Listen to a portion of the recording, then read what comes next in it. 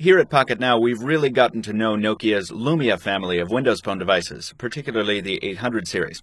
A few weeks ago, we reviewed the Nokia Lumia 810 for T-Mobile USA, and just last week, we reviewed the Nokia Lumia 822 for Verizon Wireless. Today, we've got ourselves another carrier-branded 800 series device, except this one is about as close to stock as you can get, the Nokia Lumia 820 for AT&T. We've got a quick review of this device coming up very soon, but in the meantime, let's see how it stacks up against its Verizon-branded cousin. I'm Michael Fisher, this is Pocket Now, and this is Nokia Lumia 822 versus Nokia Lumia 820.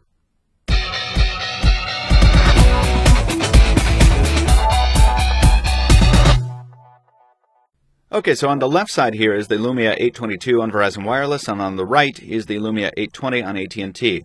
Different colors on our demo units here, but these do come in multiple shades. Now, these devices share almost identical feature sets, but there are a few differences worth mentioning. We're going to quickly compare them in three major categories: specs, software, and build, in that order. On the spec sheet, the differences between these two models are few and far between. Each is powered by the same Qualcomm Snapdragon S4 dual-core CPU running at 1.5 GHz and backed up by the same 1 GB of RAM. The display is the same 4.3-inch AMOLED panel at 800 by 480. The 8-megapixel cameras are identical, and each device supports both 3G data and voice and 4G LTE. There are a few differences, though. Verizon's requested customization work extends beyond the 822's peculiar shape. The 822 sports a 9% larger battery, double the onboard memory at 16 gigs, and a front-facing camera of 1.2 megapixels versus the 820's VGA resolution shooter. That last bit is probably the most visible of the differences between the units. The 822 doesn't shoot great photos with its front-facing camera, but it easily trumps the 820, which delivers rather abysmal results, especially in low light. Otherwise, besides some radio tweaks, all differences between these devices are cosmetic, something we'll get to in a moment. Now, what that translates to on the software side is exactly what you'd expect. Identical responsiveness in both day-to-day use and within apps, both stock and third-party. Let's launch a few just to demonstrate that. Get into the dialer, 1, 2, 3. Instant. Let's get into SMS, 1, 2, 3. There that is. Let's hop on into the mail application, make sure we can get in there, 1, 2, 3. Boom. Finally, a third-party app like Twitter, 1, 2, 3. There's the app splash screen, loads the timeline, identical performance. Same Wi-Fi network here, just for your information. And just to confirm performance, we'll hop into the browser here. We'll let each one load pocketnow.com. Once again, same Wi-Fi network. This is not a race because the connection speed should be identical. This is just rendering time, but they are using the same bandwidth and they're right next to each other. So this isn't a perfectly scientific test, obviously. But now that we have both pages loaded, we can see performance here. Very, very fluid. The pages are in memory, so we're not getting any white areas or the modern equivalent of checkerboarding. Double tap to zoom in. Text re-renders just fine. All this very, very smooth, very, very nice. Very, very, very similar, as you might expect. Now, on any platform, nearly identical hardware will produce similar side-by-side performance, and that's even more true on the ever-consistent Windows Phone platform. Even the benchmark results went hand-in-hand, with the devices scoring within 10 points of one another on the WP Bench benchmarking utility after a fresh boot.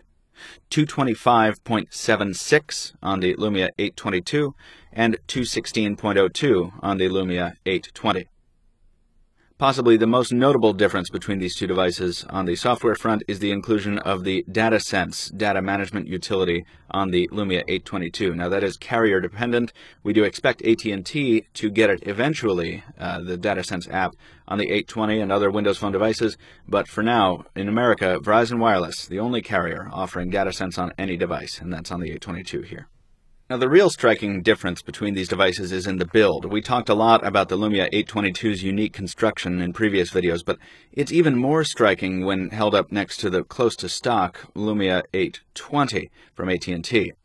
Where the 822 feels lightweight at 141 grams, the 820 feels much more substantial at 160 grams. The Lumia 822's chubby build, with its sheer sides and its puffy back cover, makes it feel much, much thicker in the hand than its 10.7 millimeters would suggest. By contrast, the Lumia 820 feels thinner than its 9.9 millimeters in the hand by virtue of these kind of perfectly rounded sides here and its back cover that wraps all the way around to the front of the device, requiring no seams or chines. That wraparound back cover is tough to remove, as we found out in our unboxing video, but it also means that a user can change the color of the 820 with available accessories, because the cover does wrap around to the front of the device. Although the 822's back cover can also be removed and swapped, its housing color can't. These white sides and this white chin are going to stay white no matter what battery door is added later on. Now, the 822 is the highest-end Nokia Windows Phone available on Verizon, but for those of you who might be debating between mid-range and high-end on AT&T, here's the tank, the premium Lumia 920. Much heavier at 185 grams and with a thickness of 10.7 millimeters, just provided for reference here.